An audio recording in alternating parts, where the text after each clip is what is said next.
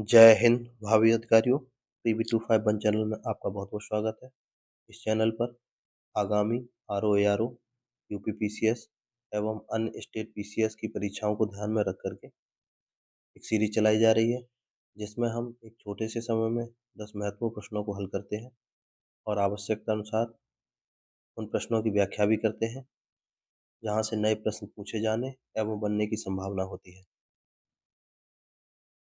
इस पूरी सीरीज में हम बहुत ही महत्वपूर्ण प्रश्नों को शामिल किया है, जो विगत वर्षों में पूछे गए हैं और जो आने वाले समय के लिए भी बहुत महत्वपूर्ण है। हम उन प्रश्नों को एक सदाबहार प्रश्नों की भी बोल सकते हैं। चलिए अब हम समय को बर्बाद किए बिना अपने इस आज के सेशन को शुरू करते हैं। आइए हम पहला प्रश्न देखते हैं। डाइक्लोरो डाइफिनाइल ट्राइक्लोरोएथेन, जिसको DDT कहते हैं, एक है। आपका ऑप्शन ए अजैव अपघटनीय प्रदूषक है, बी जैव रासायनिक प्रदूषक है, सी गैर प्रदूषणकारी है, या डी जैव अपघटनीय प्रदूषक है। इसका सही आंसर ऑप्शन ए है। तो DDT एक अजैव अपघटनीय प्रदूषक है। चलिए हम कुछ और अजैव अपघटनीय प्रदूषक देख लेते हैं। तो आपके mercury, lead, arsenic, radioactive पदार्थ, ये अन्य अजैव अपघटनीय प्रदूषक है। चलिए हम अगले प्रश्न पर चलते हैं। भारत में संसद के द्वारा पंचायत कानून कब पारित किया गया? आपका ऑप्शन ए 1996, बी 1993, सी 1995, या डी 1998। इसका सही आंसर ए 1996 है। आइए हम इसके बारे में थोड़ा सा और जान लेते हैं।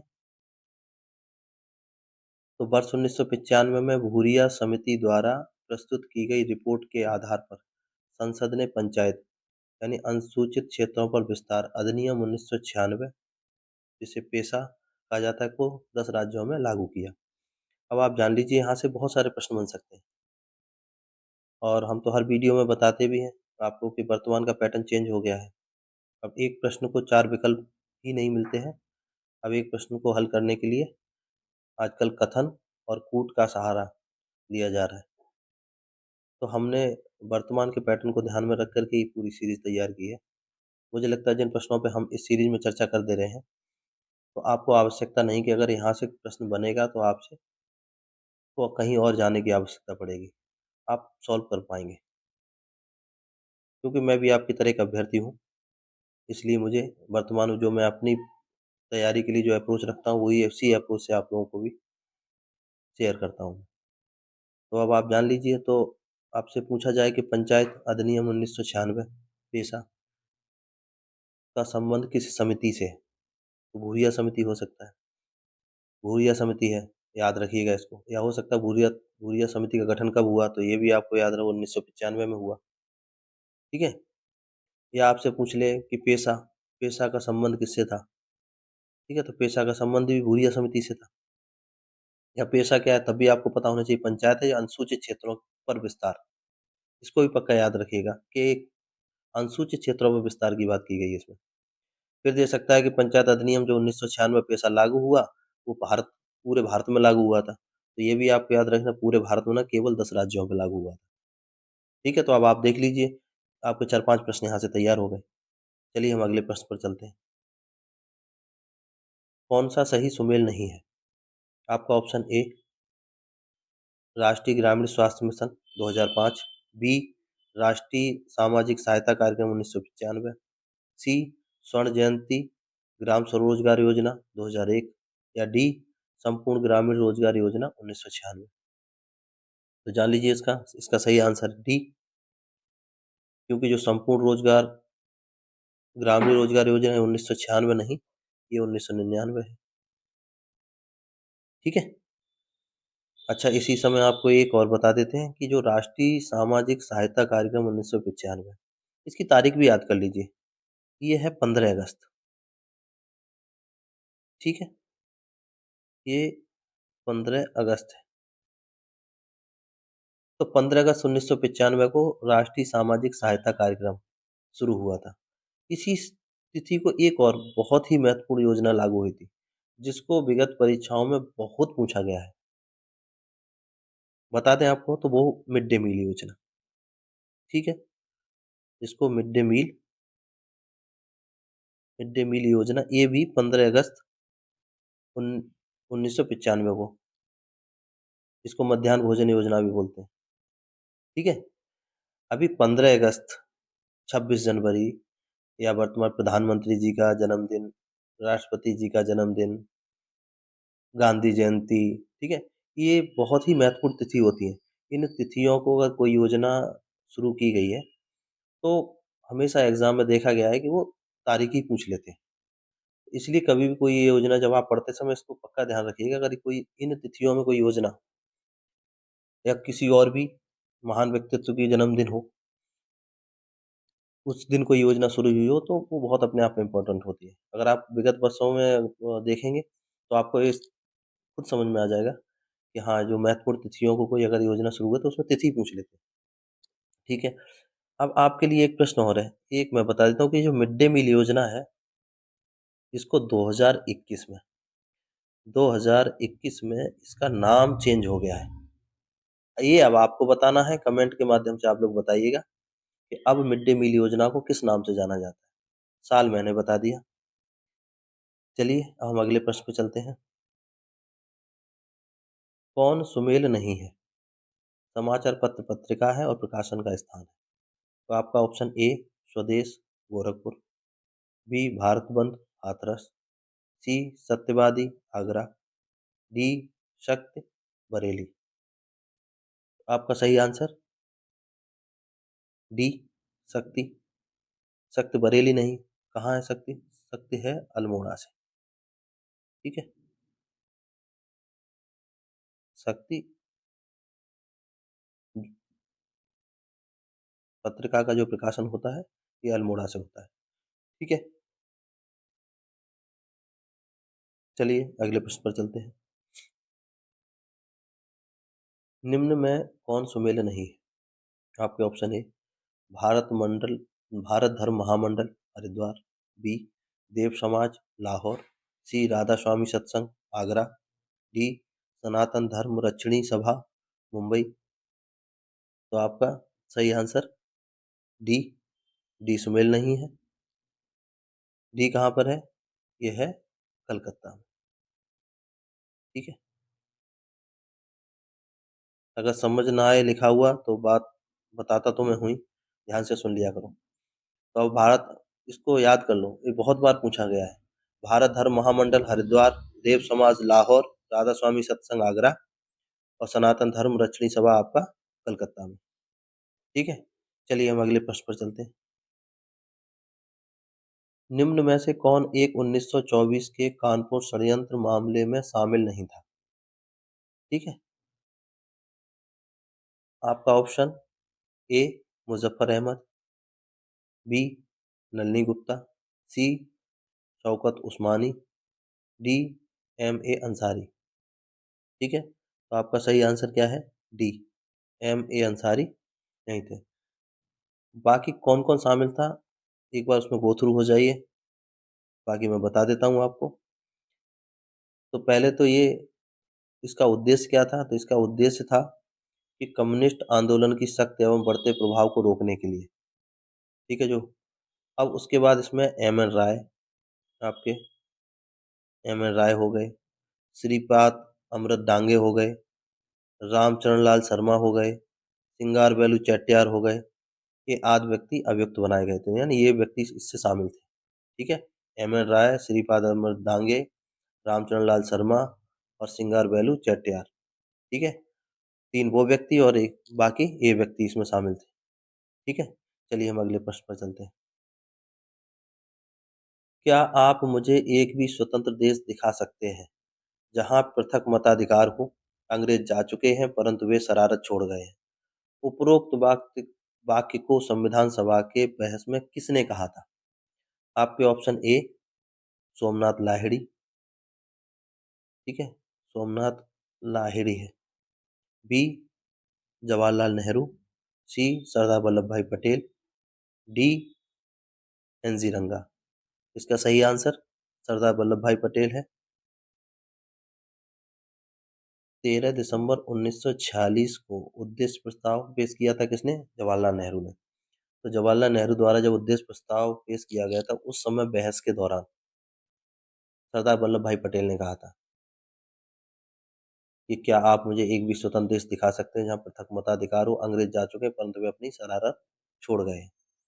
तो कभी यही पूछ ले कि वक्तव्य कब दिया गया था, तो ये अभी रखिएगा 13 दिसंबर 1946, और 13 दिसंबर 1946 अपने आप में बहुत महत्वपूर्ण है, क्योंकि उद्देश्य प्रस्ताव पेश हुआ था। कई बार प्रश्न पूछा गया है उद्देश्य प्रस्ताव किस स्थिति को पेश हुआ। ठीक है, चलिए अगले प्रश्न पर चलते हैं। उसे विदेशी उसे नहीं, ये गलत हो गया, उस लिख दो, उस। ठीक है, उस विदेशी पत्रकार का नाम बताइए जिसने धर्सना साल्टबर्ग्स, कहाँ, धर्सना साल्टबर्ग्स पर सत्याग्रह के बारे में समाचार दिए। आपके option A Francis Louis, B Mark Tully, C Webb Miller, D Philip Spratt. आपका सही आंसर सी वेब मिलर है। ठीक है, 1930 के दौरान कोई भी अगर घटना हुई है तो आप जान लीजिए 1930 के समय ये वहाँ पर वेब मिलर मौजूद थे। ठीक है, कुछ और लोगों के बारे में जान लेते हैं, अक्सर प्रश्न पूछा जाता है। तो स्वदेशी आंदोलन के दौरान नेविशन, एच डब्ल्यू नेविशन। सबने अवज्ञा आंदोलन जो अभी हमारे प्रश्न में ही था, धरसना भी वो भी 1930 में ही हुआ था, तो ये हमारे वेब मिलर हो गए। भारत छोड़ो आंदोलन के समय ये लुई फिशर थे। ठीक है, और मई 1930 में सबने अवज्ञा आंदोलन के दौरान सरोजनी नायडू के नेतृत्व में धरसना नमक गोदाम पर कांग्रेस कार्यकर्ताओं ने धावा बोल दिया। तो धरसना नमक गोदाम बहुत पूछा जाता है, कौन संबंधित है? तो सरोजनी नायडू इससे संबंधित है। चलिए हम अगले प्रश्न पर चलते हैं। ब्रिटिश इंडिया के निम्नलिखित में से किस अधिनियम ने सामूहिक कार्यचालन के स्थान पर विभाग या विभाग की पद्धति द्वारा वायसराय की कार्यकारी परिषद पर उनके प्राधिकार को और अधिक बल प्रदान किया? आपका ऑप्शन ए भारत परिषद अधिनियम 1861, बी भारत सरकार अधिनियम 1858, सी भारत परिषद अधिनियम 1892, या डी भारत परिषद अधिनियम 1909। तो इसका सही आंसर ए है भारत परिषद अधिनियम 1861। ठीक है, इस समय वायसराय कौन थे? तो इस समय वायसराय थे लॉर्ड कैनिंग। ठीक है, 56 से 62 तक उनका कार्यकाल रहा था। अंतिम गवर्नर जनरल प्रथम वायसराय थे वो। ठीक है, चलिए अगले प्रश्न पर चलते हैं। ठीक है, तो ये भी देख लीजिए, लॉर्ड कैनिंग ने विभागीय प्रणाली की शुरुआत की। जब लॉर्ड कैनिंग ही थे उस समय, तो ये विभागीय प्रणाली की शुरुआत करेंगे। ठीक है, चलिए अगले प्रश्न पर चलते हैं। रा, राजा रणजीत सिंह ने किस स्थान पर अदालत आला की स्थापना की? आपके option A Amritsar, B Lahore, C Firozpur, या डी मुल्तान। इसका सही आंसर क्या है? इसका सही आंसर है बी लाहौर। ठीक है, लाहौर में इन्होंने अदालत आला की स्थापना की। और आइए इनके बारे में थोड़ा और जान लेते हैं। तो सिख साम्राज्य के पहले महाराजा रणजीत सिंह थे। शेर पंजाब के नाम से प्रसिद्ध थे। सिख खालसा सेना की स्थापना इनके द्वारा की गई। शुक्र चक्रिया शुक्र चकिया मिसल से संबंधित थे। और ध्यान रखिए, अकबर ही नहीं कि अकबर अनपढ़ थे, ये अनपढ़ भी थे। कभी किसी को मृत्युदंड नहीं दिया। सारे फैक्ट याद कर लीजिए।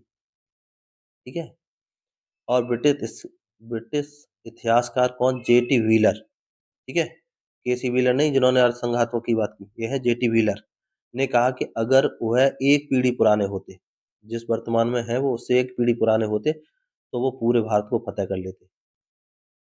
इतने वो शक्तिशाली थे। ठीक है, एक और याद आ गया कि उनका जो साम्राज्य था वो 4 प्रांतों में, ठीक है, 4 प्रांतों में बटा हुआ था। उन 4 प्रांतों में याद रखिए कश्मीर, कश्मीर हो गया और मुल्तान लिखा ही था, मुल्तान हो गया, ठीक है? पेशावर हो गया और लाहौर हो गया, ठीक है? 4 प्रांतों में बटा हुआ था। अब विकल्प में भी देख लें, तो विकल्प में आप देख लीजिए लाहौर दिया ही हुआ है, मुल्तान दिया हुआ है, तो लाहौर, मुल्तान 2 ये हो गए, कश्मीर और पेशावर याद रखिएगा। एक कश्मीर याद कर लेना, पेशावर याद कर लेना, ठीक है? इन 4 प्रांतों में बटा हुआ था। चलिए, ये रहा आपके लिए प्रश्न कि कौन सी एक नदी भारतीय गंगा नदी बेसिन का हिस्सा नहीं है? आपका ऑप्शन ए पुनपुन नदी, बी अजय नदी, सी जलांगी नदी, डी चौक नदी, ठीक है? इसका आंसर आप लोगों को कमेंट के माध्यम से बताना है। जिस किसी का भी आंसर सही रहेगा, हम उनके आंसर को हार्ट दे देंगे ताकि बाकी लोगों को भी पता चल जाए कि सही आंसर क्या है। और साथ ही इन गंगा नदी की अन्य सहायक नदियों को और इसमें जो विकल्प है, वो किसकी सहायक नदी है, उसकी भी सहायक नदियों को देख लीजिएगा और उनको भी कमेंट में लिख दीजिएगा। उससे 2 फ़ायदे हो जाएँगे, एक तो कमेंट में लिखने से आपका भी तैयार हो जाएगा और बाकी लोग कमेंट पढ़ के भी तैयार कर लेंगे, उनका भी तैयार हो जाएगा, ठीक है? चलिए, वीडियो को लाइक कमेंट कर दीजिएगा। आप लोग देखते हैं, देखना पसंद कर रहे हैं, अच्छी बात है। आप लोगों को वीडियो पसंद आ रहे हैं और मेरा प्रयास भी है और अगर पसंद नहीं आए तब भी देखिए क्योंकि बहुत महत्वपूर्ण प्रश्नों की श्रृंखला है ये, आपके एग्ज़ाम में तो काम आएगी, ठीक है? इसमें बताए हुए प्रश्नों से ही मैक्सिमम आपको रिपीटेड प्रश्न मिल जाएँगे, जो आपके आने वाले जो एग्ज़ाम देंगे उसमें आपको तैयार मिलेंगे, जो आपके स्कोर को बढ़ाएँगे, ठीक है? तो आप देखिए, वीडियो देखिए, एन्जॉय कीजिए, लाइक, कमेंट और शेयर भी कर दीजिए, ठीक है? अपने इस पीवी 251 परिवार को बढ़ाना हम सबका उत्तरदायित्व है। चलिए, आपके उज्ज्वल भविष्य की कामना के साथ हम वीडियो को यहीं समाप्त करते हैं। कल पुनः एक महत्वपूर्ण प्रश्नों के वीडियो के साथ उपस्थित होंगे। धन्यवाद। Like, comment, and subscribe.